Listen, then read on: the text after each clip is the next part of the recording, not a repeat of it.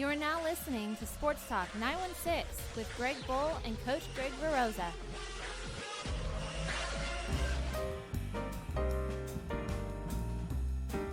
If you'd like to participate in this show and listen live, there's a number of ways to do it. You can go to the Mixlr app, or you can follow us on Facebook Live every Sunday.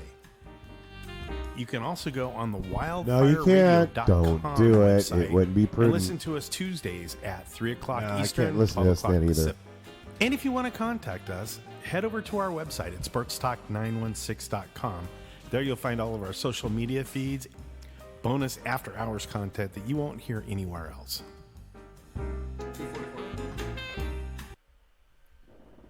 Hello. Hello. Hello. That was kind of a cold stop. Yep. Yeah, it was. Yeah. What? Hey, it's Sunday morning, and guess what? We're back. Woohoo! What's up, Albert? I know, right? And we are back in our home abode. Welcome, episode 244 of this lovely thing we call Sports Talk 916. That sounds really weird. I'm hearing something different. It sounds fine to me. Huh?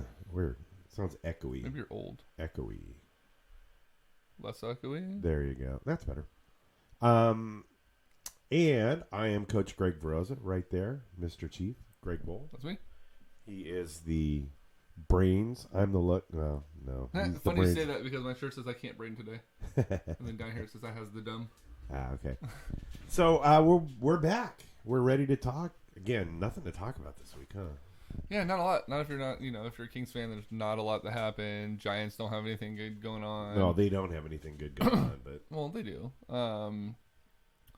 If you're a hockey fan, there's a team making history. well, there's two teams making history. Yeah, but there's one making more history. One making good history, one making bad history. I don't care about bad history. The good history is freaking amazing. Oh, I know. But Greg Rose is back on two legs. Well, one and a half legs. Leg and a half. He's back. How was your week?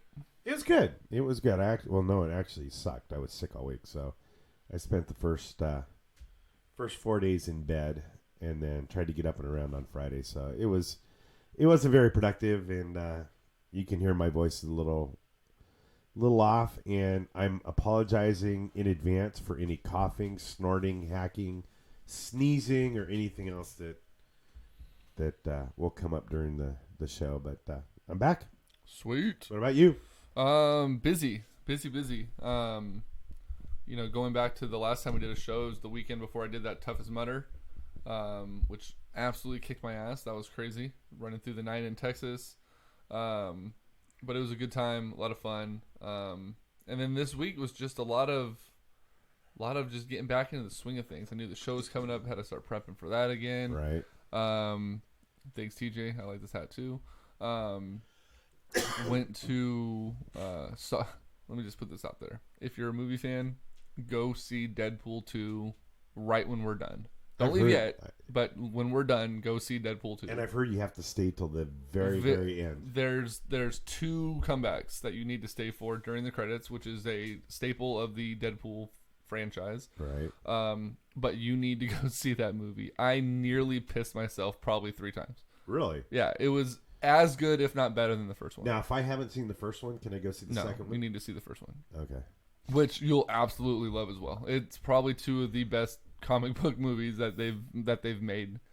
I need to go see it again because Sheena fell asleep because she's pregnant, and we went to a 10:30 showing, and she didn't make it all the way through. So, but I'm okay with that. How long did she last? Like 30 minutes. Wow. Probably. I started asking her about things, and she's like, I don't remember that. I'm like, that was like the second scene of the movie. But totally worth it. You got to go see it. It was absolutely amazing. Cool. Yeah, let's talk some sports. Let's start hockey. Because I was at Fire Wings the other night for dinner. Without Dave. Without Carmichael Dave. He wasn't there again. It's like the 3rd time, but yet he's always there for some reason. And the Knights game was on. The Knights and who are they playing? Winnipeg or the Jets? Yeah, the Winnipeg Jets. And I got to talking with my buddy Ryan, who's there with me, and he's like, "Oh, I've never heard of the Knights before." I'm like, "Yeah, this is their first year. They're making a great run." And I'm like, "I think they're probably one of the better expansion teams in the history of sports."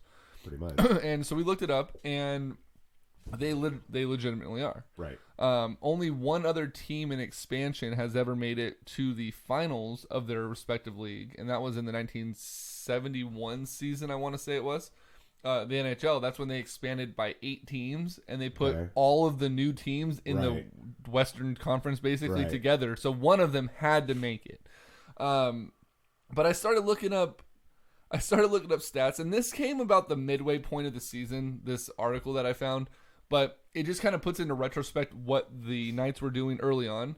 In the NHL, the Florida Panthers in 1994 were the benchmark for model of consistency when it came to an expansion team.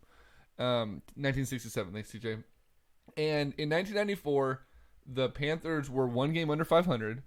They broke even on their goal for and against ratio. They gave up as many as they scored, and over the season, with a maximum of 3 points per game, I guess it is, or whatever in hockey, they scored, or they earned 49.4% of the maximum possible points per game that season. So basically 500. Right, which is the best they've ever done, or best anyone had ever done at that point. The Knights going into this season at the midway point, okay, we're at 72.6% of possible points earned, and they were already at a 0.7 ratio of goals for and against. They were already 0.7 above. Right. They're 1 game away from the Stanley Cup Finals. I don't know that this team is going to lose to whoever comes out of the East at this point. I mean, I don't think so either. The way they're playing, you got to give so much credit. Well, you got to give credit and you got to slap people in the face, because with the expansion draft, the NHL teams got to protect certain players. Right. So whoever decided, first and foremost, I believe it was Pittsburgh who let Fleury go. Yeah, that was the dumbest mistake they could You have let Fleury go. This guy's 6-1 right now in the playoffs. He's absolutely dominating. 7-1 now with the win yesterday or Friday, dominating everybody. The team that the GM of the Knights was able to compile through the fantasy draft, or it's basically a fantasy draft, the expansion draft, is remarkable. Like, that team, it looks like this team has been playing together for 10 years. Their cohesion, their way that they're playing is it's fun hockey to watch. So, fun fact, you know who the general manager of the Knights is? George McPhee. You know who that is? I know the name. That's Grant Napier's college roommate. That's right. I've heard that 1,000 times on Grant's show. He doesn't shut up about it. That's his claim to fame. But hold on, real quick. But to put it into retrospect of the how well they're doing, how impressive that they're doing compared to other expansion teams. The best expansion Major League Baseball team was the 1961 Angels, who won 70 wins. Wow. The best NBA team that ever got over 33 wins was the 67 Bulls. And the best NFL expansion team that's never done better than the 95 Carolina Panthers was 7-9.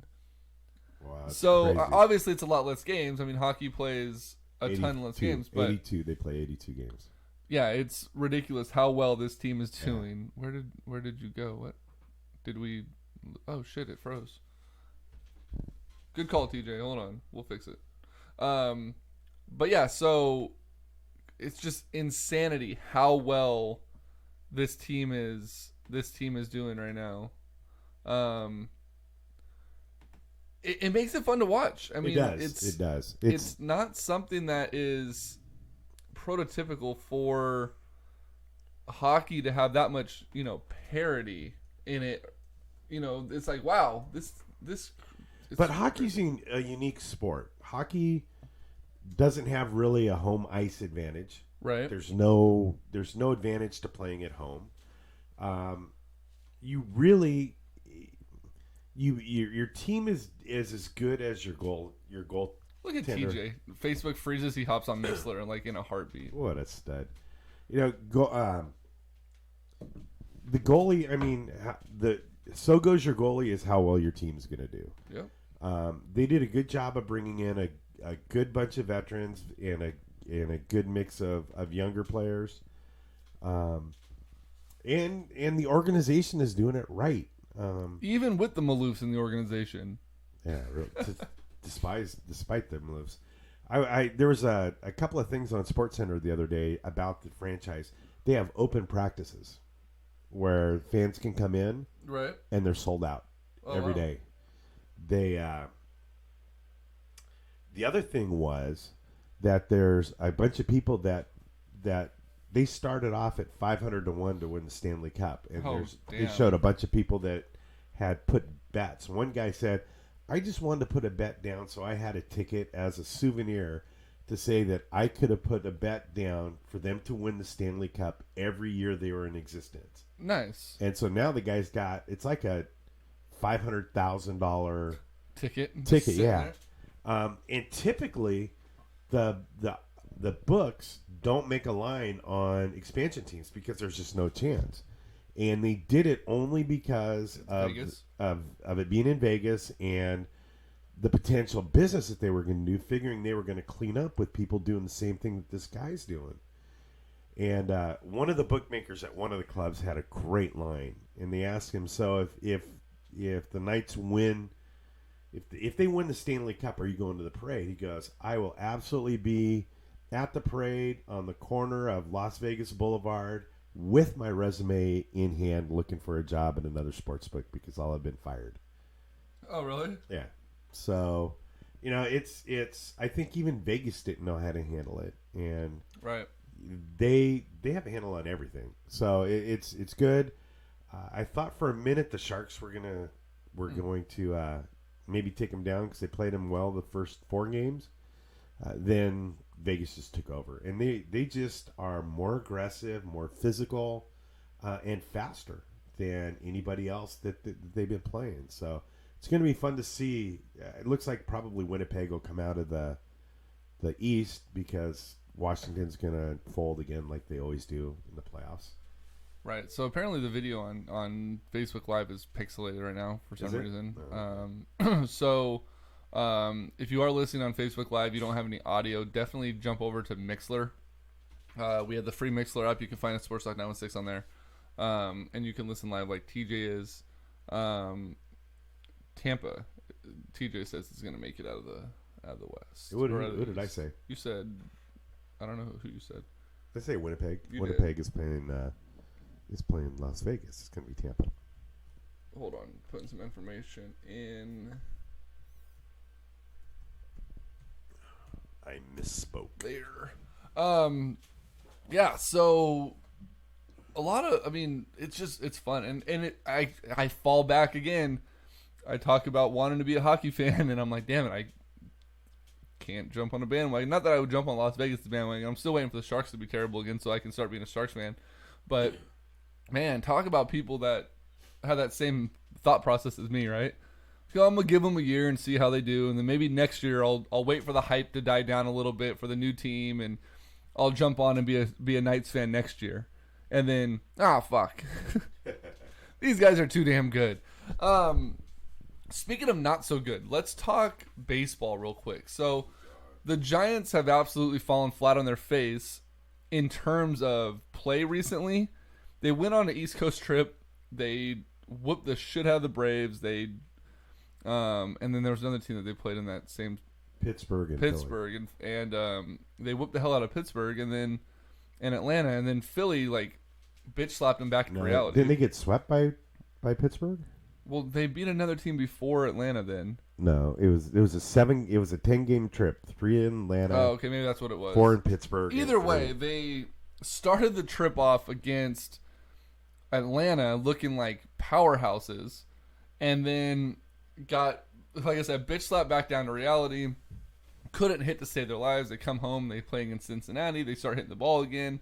This team's on a roller coaster, but the good thing for them, this roller coaster isn't just occupied by the San Francisco Giants.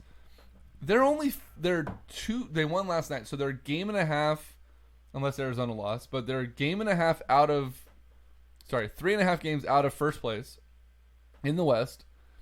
And let me rephrase that.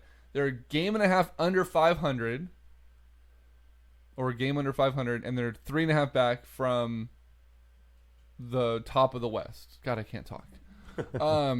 Yeah, I think they went 3. No, what did they go? They went 4-6 on the road trip and gained a game on first place.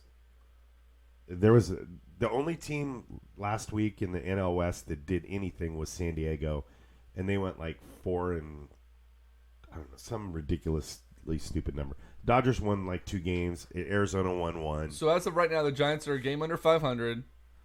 They gain more ground because they're playing the Rockies. So they're 3 back of first. They're only a half game back of Colorado, which they can get today. They can leapfrog Colorado today with a win, and they would be essentially 2 back or a game, 2.5 back of Arizona, depending on how Arizona's game goes this weekend or today. It's ridiculous how this whole division right now is just shit in the bed when it comes to what's going on. I mean, look at the Dodgers, 19-26. If any team right now is getting hit worse than the Giants when it comes to injuries, it's the Dodgers because absolutely. Justin Turner hasn't done much. Then you lose Peterson. You have a bunch of other injuries that are peppered in there, and they're just not responding to it like the Giants did. Luckily, is Kershaw back pitching again? I think he's back, but he was out for a couple of games. The thing about the difference in that is the Dodgers, their farm system coming up isn't performing when it comes to hitting and everything. But for some reason, the Giants, we always talk about, oh, well, they're not building up their farm system for the big bats. They don't have the big bats, whatever. But if you look at what they're doing right now or what they're having to do right now, you almost have to give, as hard as it is, you have to give Bobby Evans some credit because they continued to look for pitching in the draft. And with all the pitching injuries, Samardzija, Bumgarner, Cueto, the bullpen not really doing all that well up until late, those young guys slid in and they were the flex seal on a leaky boat, essentially. Yeah, but is it Evans or is it Sabian? A lot of these guys are from when Bobby Evans had the full reign of the team. I don't know. I think you got to give credit to where credit's due as well, that they didn't leverage a lot of that farm for the deals that people were rumored to have them making last year. Because, who would have ever thought that Samardzija would have a pectoral strain like that one? You don't expect. And who expects Bumgarner to get hit by a line drive? To take a line drive and break his pinky. I mean, Cueto, you expect injury almost because he's missing games left and right. But you got to give credit to the Giants front office, whoever it is, for stacking that pitching staff in the farm system, because it's allowed us to still have somewhat of a makeshift lineup when it comes to the outfield minus McCutchen and stay in games. And remember when the season started, and we talked about this at length, and I think in one of our missing shows from a couple weeks ago, that the goal at the end of May was to be somewhere right around 500. Mm-hmm. That was going to be a success. Then all of a sudden we'll get Bumgarner back. Samardzija will probably be back at that time. You're going to start seeing some improvement, and that's when you're going to make your move. It's a long season. They're still at 500. They got plenty of time. And, the good thing right now with pitching being kind of so-so is their bats are on fire. Brandon Crawford, I heard his hit. I think he was hitting 450, 460 or something like that in May. Crawford's line, his batting average almost went up a full point since the middle of April. Right. Which is absolutely crazy. But I mean, and Longorio's starting to hit the ball. Brandon Belt homered in 4 straight games. Yeah. I don't know if he hit one yesterday. I don't think he did, but 4 straight games. He has 6 straight games against Cincinnati that he's hit a home run. Right. He's starting to hit the ball really well. Posey's still not doing much. Longoria's hitting the ball well. You mentioned Crawford. McCutchen's starting to hit the ball. So I was looking up stats on McCutchen. Over his entire career, he's almost a full point to a point and a half in his batting average better in May than he has been in April. 150 points. 150 points, yeah. Than he is in May to April over his entire career. He starts slow in April, and then all of a sudden May turns, and he's who he is. Right. And then Belt's only 8 home runs away from his total from all of last season. Right. Which is absolutely crazy. And then, the pitching, like we mentioned, isn't doing bad. Nick Hundley's been great. Pablo's been good. Hernandez and Blanco, as much as we like to talk shit about him, have been pitching or have been playing really well. You have Pence, who's back down in Sacramento doing a rehab start. He's done 2 of them. We don't know what his future is going to be. Mac Williamson yesterday, after that concussion protocol, went down to Sacramento, had his first rehab start, and hit like a 470-foot bomb in his first at-bat. I think it was the first pitch he saw. So he's going to be back relatively soon to fill left field. And then good news for Giants fans, Mark Melancon is supposed to be making a couple rehab starts in Sacramento soon.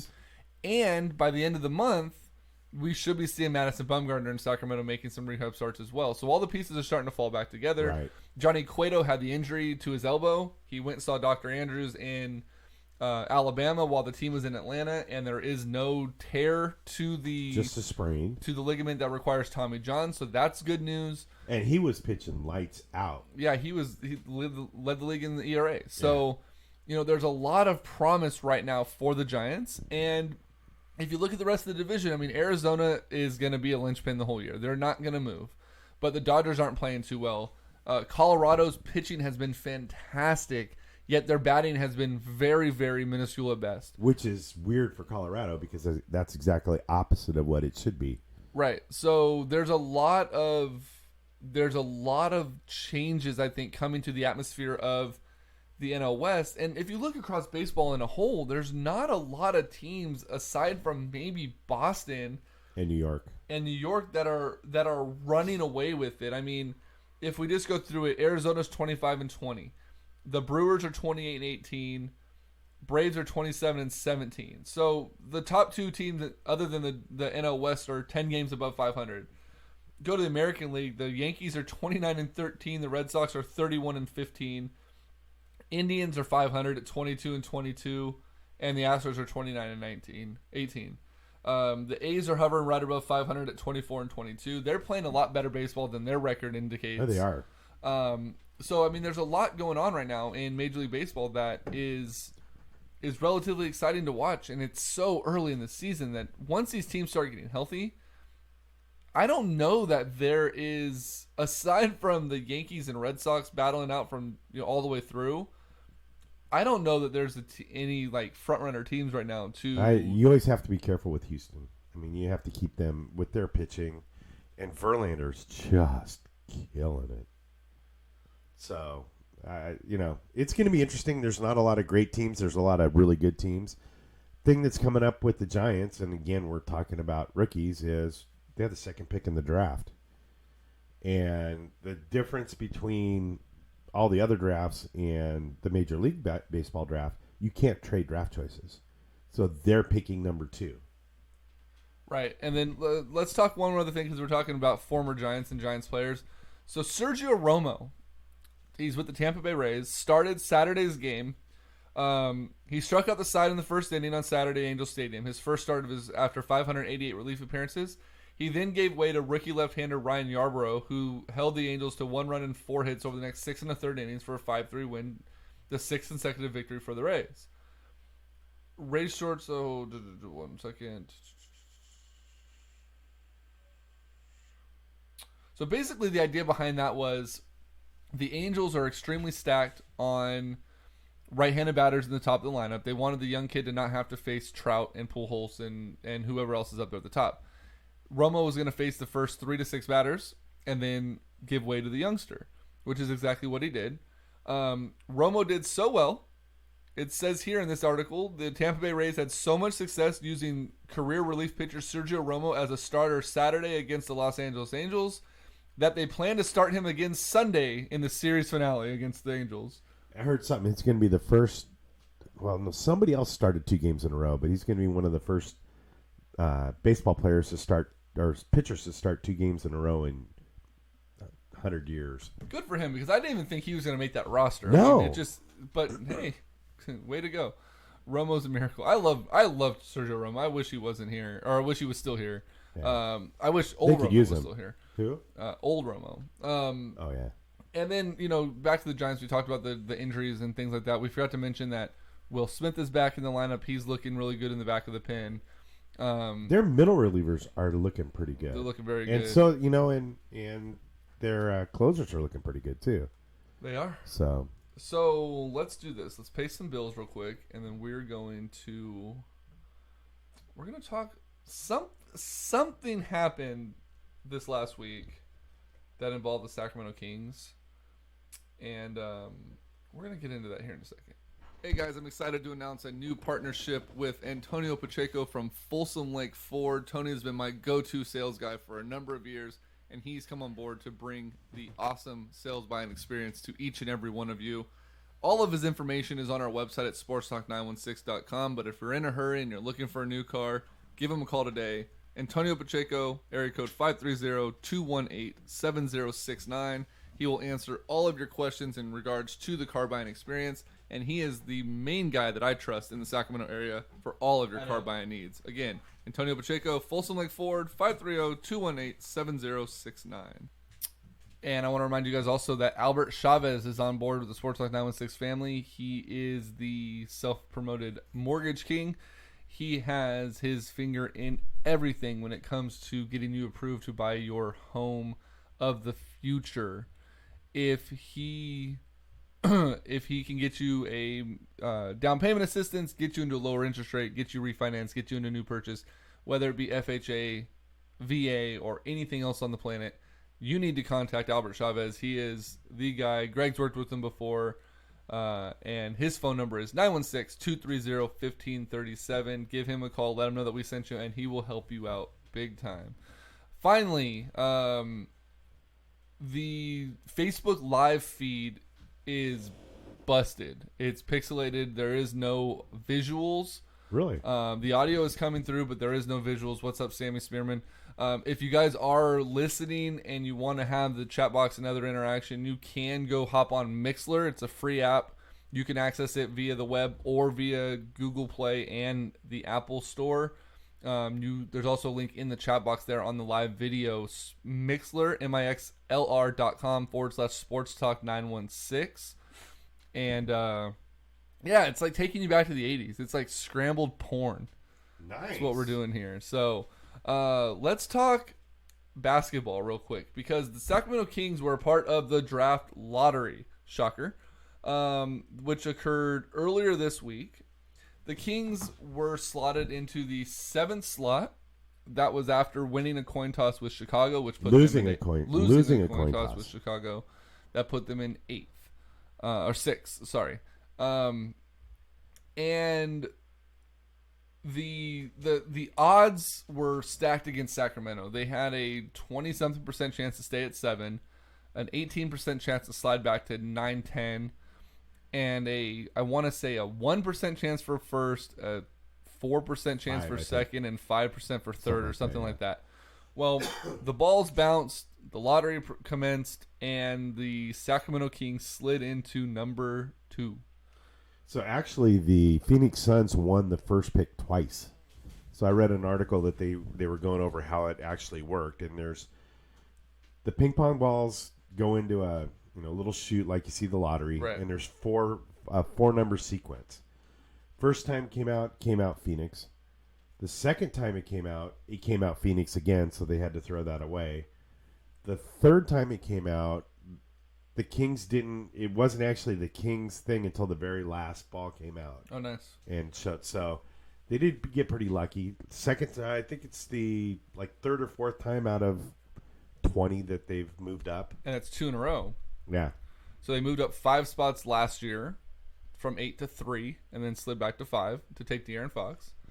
And then with De'Aaron Fox as a representative this year, they move up 5 spots from 7 to 2. And now we ask, what do you do?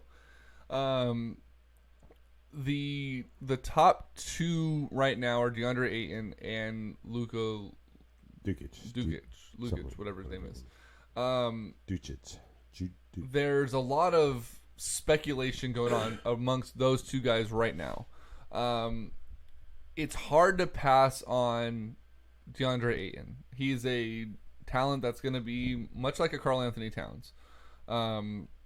He's a big guy. He can play a lot of I've heard Akeem Olajuwon mentioned I've heard that as well. a lot. I was just trying to reference, to the younger folks. And too. then there's Luka Doncic, who is in the EuroLeague. His team just won the EuroLeague finals. He won the EuroLeague MVP. And where the interest comes in is the head coach of the Phoenix Suns used to be his coach in Europe. So there's a lot of links there. And there was speculation coming out that he said, like rumors that came out and said if he gets drafted by Sacramento, he won't come here. Well, he also has Serbian roots too. He does have Serbian roots, which is why Vladdy's on his dick. Right. He's also friends with Bogdan Bogdanovic. And the assistant general manager. Oh, don't even fucking get me started on that shit. There's a lot of talk going on, and the general consensus right now is that Sacramento will take whoever Phoenix doesn't, whether it be Ayton or Doncic. And it got us thinking about what we should do. Sammy says you should take Bagley Jr. I think Bagley out of Kentucky is a very good pick. I also like Bamba. He reminds me so much of Rudy Gobert. And if you can get another player like Rudy Gobert in the middle, and that may allow the Kings to trade back to 3 or 4 if they want to take a guy like Bamba or Bagley Jr., get a couple other pieces, get a draft pick next year because we don't have a first rounder. There's a lot of intrigue there. And then we started talking about the other day about potential trades that Kings could make with 2 and get a proven player instead of the number 2 draft pick. And we'll talk about that a little bit. One of the ones I threw out to you was, would you trade? And this is obviously all barring an agreement to sign a contract with Sacramento. But would you trade the number 2 overall pick to the Warriors for Klay Thompson? And you said without a doubt. Yes. But I got to thinking about it, and I said, well, that may actually not be that great of an idea, regardless of what you're getting, because the Warriors right now are going to be strapped for cash when it comes to salary cap. Thompson's already talking about taking a $30 to $40 million pay cut to re-sign with the team. That puts a pretty big stranglehold on what they can do with their other players and bringing in other free agents into next season and the next couple of years until the cap rises. You take Klay Thompson off their hands and give them an opportunity to get Ayton, Bagley, Doncic, whoever it is. That's a rookie contract. That's team control at a low dollar value for 5 years. Yeah. That frees up a lot of money for them to sign whoever the hell they want. So you take that one off the board right away. Kawhi Leonard. I thought about this a little bit. That was kind of one of my first thoughts, and my buddy James up in Washington had the same idea. Then I started listening to things, and I started. Did you spill your coffee? Still my drink. Started thinking about it, and there's a couple things about Leonard that just kind of scare me. One, his injury history. 2, if you can't play for San Antonio, how can you not? What makes you think you can play for anybody? I mean, over the last 20 years, how many times have you heard a player not want to play for San Antonio or not? Let's not even say San Antonio. Not want to play for Greg Popovich. Well, that's why. I mean, that's San Antonio. So if he can't play for Popovich, then what makes you going to think he's going to play for Jaeger? Shut up, TJ. Don't showbiz me. No, I agree with you, and more so than that, it's the injury history with him.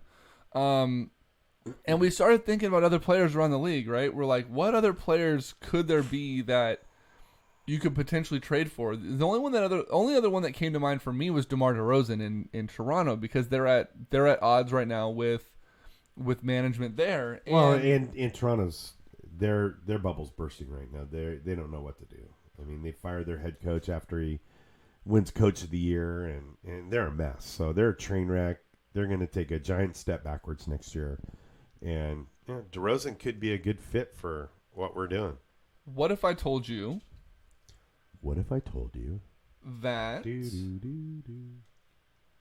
for 30 music? What if I told you? Right. What if I told you that there's one particular player that would be better than Bagley Jr., better than Ayton, better than Doncic, better than Leonard, DeRozan, and potentially Klay Thompson based on the scheme in Sacramento that is at odds right now with their front office. I'm hoping you're not saying who I think you are, because I know you aren't. But, If you're saying DeMarcus Cousins, I'm kicking you in the bad leg. that's what I thought. That's not what I'm saying. Okay, good. This guy's better than DeMarcus Cousins at the same position.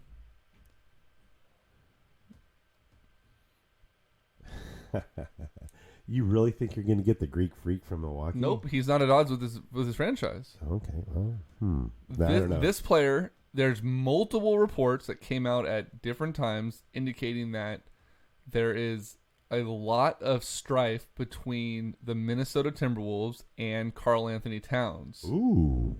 Would you trade the number 2 overall pick for Karl Anthony Towns straight up? I do it in a heartbeat. I think I would test the waters and see if I could get their pick for next year, just for the hell of it. But yeah, I'd probably do it straight up. So James Hines, he's on the other feed. I don't know if it's still working or not. I don't think it is. He says Michael Porter Jr. is the biggest need for this team. Getting a pick in 2019 is important too. Not sure if you can pry one from Memphis that is not heavily protected. Memphis is going to be the doormat of the league with Gasol and Connolly both in their 30s.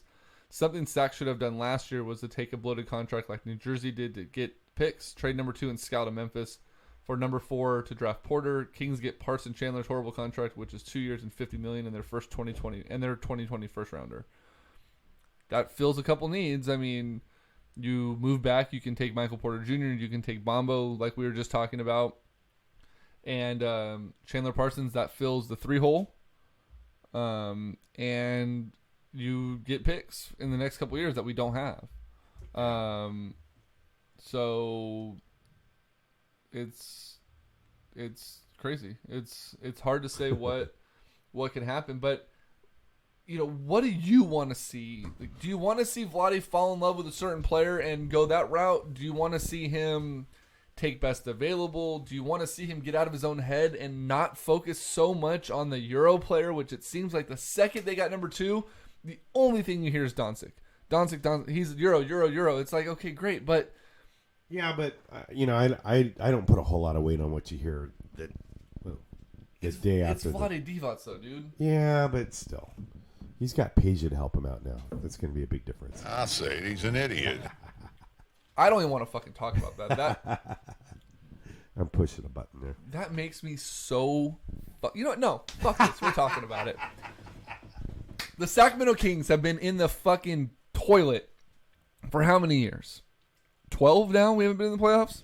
Let's see. They've been here since 85, and they had 5 good years. All right. So there you go. 27 years of shit. They hired Vlade Divac a couple years ago, and I've said it multiple times that he was a Band-Aid of nostalgia for the team while they were shitty to mend the gap. And I hope Sammy's still on, because Sammy, I think, will agree with me on this. And as weird as it is to agree with Sammy on different things, this one, I think, is something that Sammy and I both go back and forth on tremendously together. They hire Vlade Divac, and you're like, oh, fuck, here we go. And then he makes the trade with Stauskas and the pick swap, which ultimately cost us the top 3 last year. And then he trades DeMarcus Cousins for next to nothing, which it's not turning out to be as bad. I think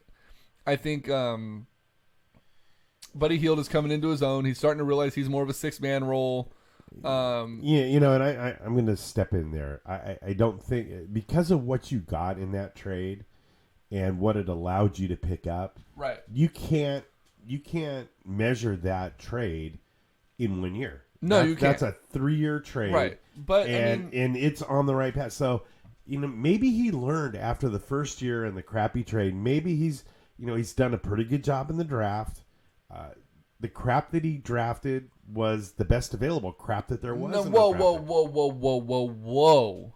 No, it's not the best available. He drafted Georgi Papagiannis. Look at who was behind him. There was nobody there available behind him. He took Scout behind him. So we got the best player available. Nobody else. Scout was taking like 14 picks after fucking Papagiannis. That was a horrible draft. It was one of the worst drafts ever. Hold on. Now he did end up getting Bogdan. if you want to think about it, I guess you could spin it. He basically drafted Bogdan at 13, and Papagiannis was over in the trade, not the other way around. Right. But what year was that? 2016 draft? But anyways, you continue on that. Like I said, Buddy Hield or whatever. But then he comes out and puts his own foot in his fucking mouth. And, we had a better deal 2 days ago that I turned down. And then I took that's this stupid. one. So he shoots himself in the foot because he's an idiot. Then they have Scott Perry on board. And everyone's like, oh, finally, we have someone that knows what the hell he's doing. Oh, well, he left and he went over to fucking New York because Vivek's so far up Vladdy's ass that there's no way to make anything happen. Let's see. Vivek's up his own ass. He took Giorgio Papagiannis. Denzel Valentine was still there. Let's see. Malachi Richardson was still there. We didn't taking him. There wasn't a whole we got lot. Scal. There wasn't a whole lot there. There was someone else in this draft though that came through. There wasn't a whole lot there. It still bugs me that it was a crappy draft. He got as good a player as you can get in that draft. You're telling draft. me that Juan Hernan Gomez isn't better? I don't know who the fuck that guy is. It doesn't matter. I mean, it does because you're saying he doesn't know how to draft, but yet there wasn't anything there to take. Okay, I'll give you that one. I'll recant that statement, but the rest of it is just and his last year's draft, as good as you can get. I mean, there's a whole lot of people missed on a whole lot of last year's draft was phenomenal. Right. So he's really only had 3 drafts. But here's my thing though. So you, like I said though, you bring in a guy like Scott Perry. The NBA essentially learned that they could fleece Vlade on trades because he doesn't understand all the ins and outs of the cap and the trade rules and all this other stuff. And he openly admitted that too, which to me is ridiculous. Like, shut your damn mouth. Right. And then he puts himself on a clock that says if we're not better by this time, I'm going to resign and blah blah blah blah. Yeah, that ain't gonna happen. The Kings announced a couple weeks ago that they're hiring an assistant GM or whatever they call it, right? And we're like, oh, cool. They're bringing in an assistant GM. No, not a Scott Perry. No, they brought in Peja Stojakovic, who was... He was the GM of the Reno Bighorns. Was he really, though? Because they said that, and then all of a sudden, he was never mentioned again. And every time they signed someone to a contract, it wasn't general manager Peja Stojakovic signs them, it was the Bighorns sign. He never, ever got mentioned as general manager of the Bighorns. I don't know what the hell... Hey, but I met him in Whole Foods, so he's your buddy. That's fine. Whatever. But anyways... The Kings. So that's a perfect segue because now we're gonna jump into something else. So let's say the Kings take Bagley Jr., Bamba, or Doncic, or I want Ayton. I want Ayton as well. Ayton is the guy I want. What? Okay, let me ask you this: Would you trade the number 2? Whatever. I don't need headphones. Would you trade the number 2? I don't need that though. The number 2, Willie Cauley-Stein, and let's say Jimmy Jackson. You may not even have to. Maybe just the number 2 and Willie Cauley-Stein, and to Phoenix for the number 1 pick. So you can guarantee you get Ayton. Or replace Willie with Scal if you're going to take Ayton. And get them someone that's already a little bit more established, a little bit more production. No, because I think there's guys that are going to be similar to Ayton that are going to be available later on. And I think that just screams Cleveland Browns and... They are the Cleveland Browns. Or the Chicago Bears picking up, a quarterback that the 49ers weren't even going to draft. Well, so what are you going to do? I think that you stay where you are, you let Phoenix play it out, and you have a multitude of people ready to go. All right. You're either going to take Ayton, or you're going to take Bagley Jr., or you're going to take Bamba or Doncic. It's going to be Doncic. Let's just be real. I don't think so. I don't think it will. The fact that he just came out yesterday after winning the Euro Championship and was hanging out with Bogdan and said he would love to play with Bogdan because they're friends. Yeah, that right there is going to need that play. They don't need him. But they also didn't need They didn't need Scal with Willie and Papagiannis there either, and they drafted like 6 big guys. I'm saying it's Vlade. Vlade is fucking retarded off of Euros. And as good as this kid could be, what are you going to do? Put Bogdan at the 2 and then him at the 3, or put Bogdan at the 1? Like, there's not a fit for him, which means it's the perfect fit for Sacramento to draft him.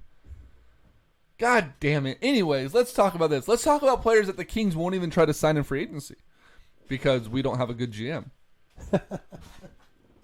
Oh, and by the way, all the Kings season ticket reps that called me because we have the number 2 pick and you want back in? No, I don't. I don't want Really? back in. They called you? They didn't call me at all. I haven't got anything. They called me. Well, I'm not a star fucker like you are. So. Top free agents this offseason. LeBron James. Not going to happen. Not going to happen. Goes to Philly. Goes to Houston. Paul George.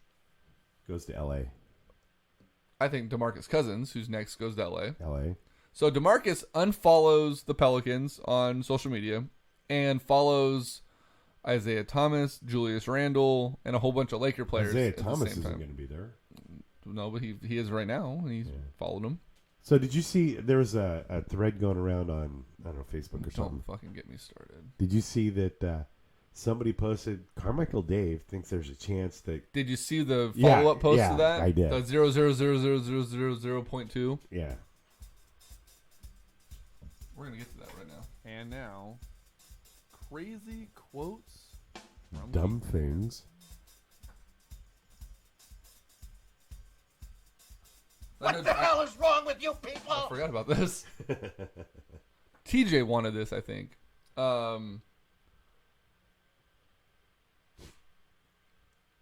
Travis Schlepp. This one just got posted a few minutes yesterday. Kings GM Vlade Divac likes the fan theory that team could re-sign DeMarcus Cousins in offseason. And Tavares, I think, posted the follow-up. Oh, to that one too?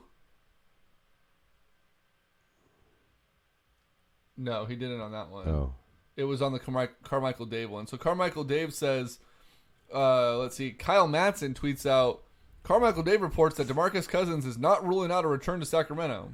And this guy, Rappy Dusky, whoever the hell this is in the kingdom, my theory don't sound too off now, does it? Zero doubt, bring Boogie home 2018. God. And then Mike Tavares comments on this and says... Mike Tavares, the voice of reason.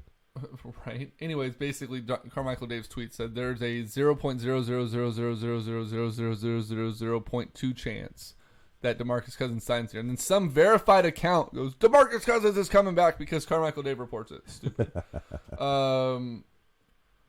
Looks like Luka would love to play with Bogdanovic. How about we slow down on that?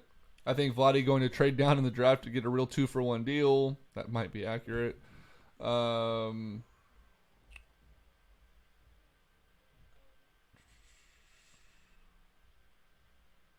This one actually makes sense. A lot of Kings fans are preying on Euro Doncic to turn the team around at 19 years old. We have pick number 2 in the NBA draft. That would be extremely unintelligent to draft a point guard or shooting guard at 2 when we have 1 and 2 filled. We don't need a 1. Fox and Mason have that on lock. We don't need a 2. Bogey and Buddy have that on lock. So why in the hell would we draft a point guard who can play 2 and waste our draft pick? We draft what we need, a 3, Michael Porter Jr., Bagley, Jaren Jackson, or a 5, Muhammad or Ayton. And there's another piece coming in, too, that nobody seems to remember, and that's Harry Giles, too. Yeah. And by all accounts, he was playing pretty damn good at the end of the last year. So it'll be fun to see him coming to Sacramento for Summer League and see what he can do. It's one of those things, man, where it's like, come on. It just bothers the fuck out of me that Kings fans are so dumb. And it's not just Kings fans. Niner fans are stupid, and Giants fans are dumb. People are just dumb. A 3 or 5 would be great at that pick if it isn't traded. I agree, TJ. Anyways, DeMarcus Cousins, we think, goes to the Lakers. Clint Capella, he's going to sign with Houston again. He's not leaving. DeAndre Jordan, I think, finally goes to Dallas. This is the guy I want. If the Kings do not draft Ayton, if they end up taking Doncic, let's just say, for some stupid fucking reason, they take Doncic, and they decide that they want to trade away Willie or Scal because they're going to make room for Giles at the power forward, and then they still have Randolph and they have whatever else. I want to see the Kings make a run at Aaron Gordon for the center position. I can see that. Julius Randle, don't want him. This one I would love to see at the 3 as well. Jabari Parker. I can see that too. Tyreek Evans is out there still. Isaiah Thomas, Zach LaVine. We don't need a 2. We don't need Isaiah. Derek Favors, Enos Kanter, Jusuf Nurkic, Will Barton, Avery Bradley, Marcus Smart, JJ Redick.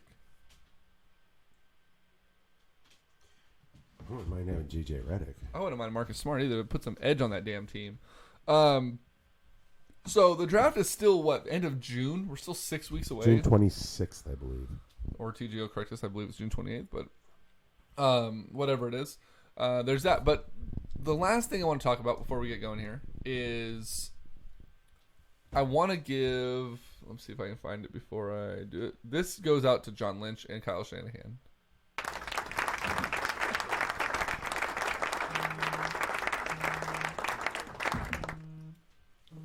From day one, the whole Reuben Foster ordeal, they said if it turns out that he struck the young lady, he's off the team, but we're going to let the process run its course. On Thursday. Yeah, Thursday. The ex-girlfriend of Reuben Foster testified that she made the whole thing up. She told him that it was going to be a money grab. She wanted to ruin his career. She wanted everything from him. And all of it was a lie. She also admitted in this testimony that her plan when he got arrested was to break into his safes and steal all of his jewelry and money he had in his safe before he could get back from prison. What a nice chick. First of all, why the hell does she admit that? It also turns out that this is not the first high-profile boyfriend that she did this to. Really? This is news to me. In 2011, she did the exact same thing, falsely accused her boyfriend of abuse, and tried to take him for everything he owned, which got thrown out in court as well.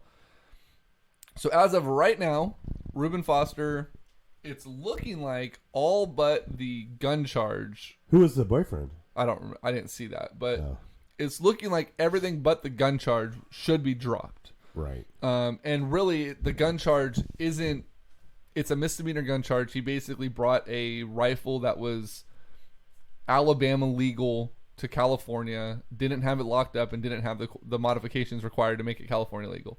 It's not a big deal. It's more of an oversight. He didn't transfer it from Alabama to California properly. And that should just be a slap on the wrist. That's not something that's a young kid not fully understanding what he's doing. He already bought it. He owned it. He thought he can bring it with him. Why it was out during the altercation maybe is a little bit of a concern. But that also could have been something that was an oversight as well. Maybe she moved it. Maybe he was cleaning the closet out. Who knows? It could be a lot of different things. Right. But it's looking like Reuben Foster will report to court. On the 23rd, the judges will make a decision whether or not it still goes to trial or not. I can't imagine that the DA is going to take this to trial with everything that came out no. in the proceedings on the 11th or on Thursday. So it's looking like for all those folks out there that said how stupid is Lynch for not taking a linebacker in the rounds, we have our linebacker to start the season. Now let's just hope he can keep his nose out of legitimate trouble for a while. How about forever? Well, yeah. Not even a while. How about until your career's over? Yeah, just till your career's over. I don't care what you do after that. June 21st is the draft. We were both wrong. So props to John Lynch and Kyle Shanahan for that. Richard Sherman's running. He started running on the practice field this week. He says he'll be ready by the start of camp. The Niners are apparently going to take it a little bit more cautiously. They're going to probably put him on the active PUP list, which means they can remove him before the season starts if he's fully ready. He shouldn't miss the 6 games that will be required for PUP. And, and then another thing came out too. Let me see if I can find it real quick because I thought this was extremely interesting, and it's a huge stab at at the who the hell is it a stab at? Russell Wilson.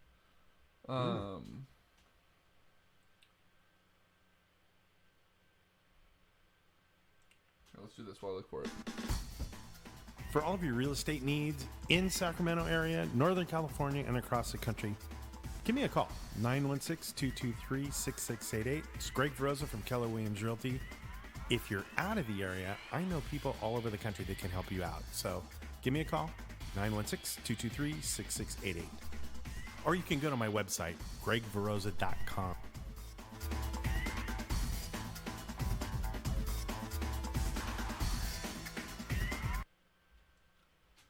Found it. Perfect timing. So Richard Sherman on Jimmy Garoppolo. I made a fantastic decision to join the 49ers. Richard Sherman likely had many reasons to sign with San Francisco earlier this offseason, with the presence of quarterback Jimmy Garoppolo near the top of that list.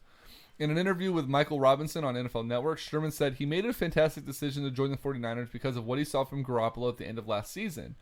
I wouldn't have signed with the team if I didn't believe in him. I watched his film. I watched how he moved down the stretch. I watched how poised he was. I had conversations with his teammates. I had conversations with the head coach about how they coach him and how he approaches the game. And just seeing his demeanor and seeing how it interacts with his teammates, I think I made a fantastic decision to join the 49ers. I'm excited to see him go out there. If that doesn't slap Russell Wilson in the face, I don't know what does. I think it kind of slaps the whole Seahawks franchise in the face. I mean, more and more I listen to Richard Sherman, and the more and more I see stuff come out about him, I'm liking this guy. Of course. Well, we've said that. Well, and he came out too, and he's been the one that's been by Reuben Foster's side. Reuben Foster doesn't have family out here. He went to court with him each time. He put out a statement that basically said, y'all motherfuckers jump to conclusions. You need to stop. Like, let's not put a young man's life on, at line. I have that quote too. Let me see if I can find that real quick. But it's been one of those things where it's just like, man, it's ridiculous how much of an impact he's already making, and we're barely even into the season.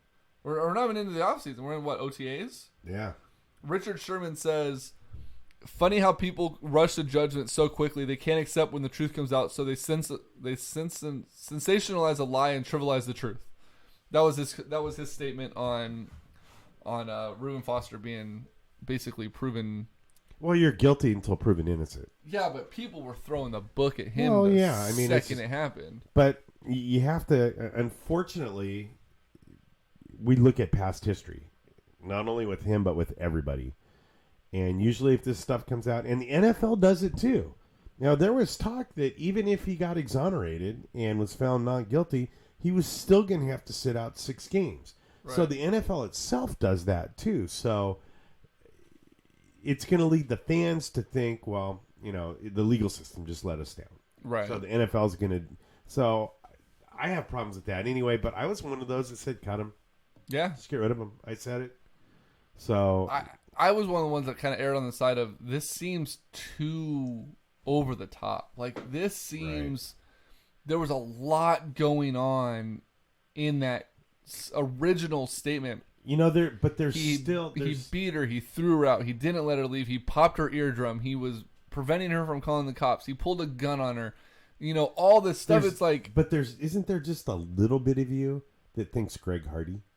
That maybe she got slipped a couple of grand or I still think she got paid off a little bit. Yeah. But you know what, that happens. That's not just something that happens with professional athletes. That just happens. So sure, that may be the case, but if the thing is, and I think a lot of it comes out that a lot of what she's saying is true, especially with her past, that she made up a lot of it. Right. But here's the deal. Whether she made it up or not, in California, if you hit a woman, you better have video proof that you didn't, because they're going to side with that woman. So even if he had to pay her off a little bit to recant her lie, in my opinion, it's worth it, because she was set to ruin his life. Yeah. So like I said, payoffs happen. If it did happen, it doesn't bother me as much as if he did beat the hell out of her and then paid her off. But by all accounts, I mean, you just look, like I said, just look at how much shit was piled on him in that little 20-minute window. Oh yeah. It's like, how much can you do in 20 minutes that are going to account to that many felonies?